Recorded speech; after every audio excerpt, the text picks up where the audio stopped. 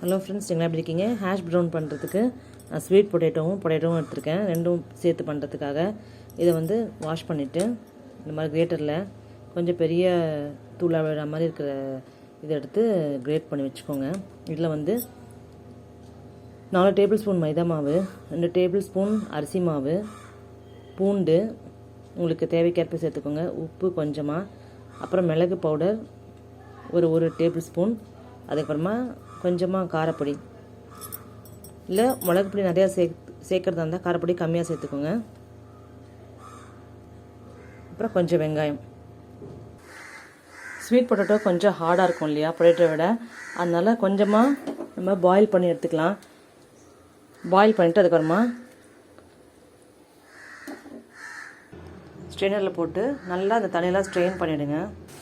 எண்ணெயில் உங்களுக்கு எந்த ஷேப் பிடிக்குமோ அந்த மாதிரி போட்டுட்டு நீங்கள் உள்ள எண்ணெயில் போட்டுருங்க.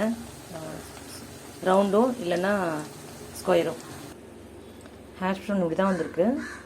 செஞ்சு பாருங்கள். பிடிச்சிருந்தா லைக் போட்டு சப்ஸ்கிரைப் பண்ணுங்கள் ப்ளீஸ். Bye friends.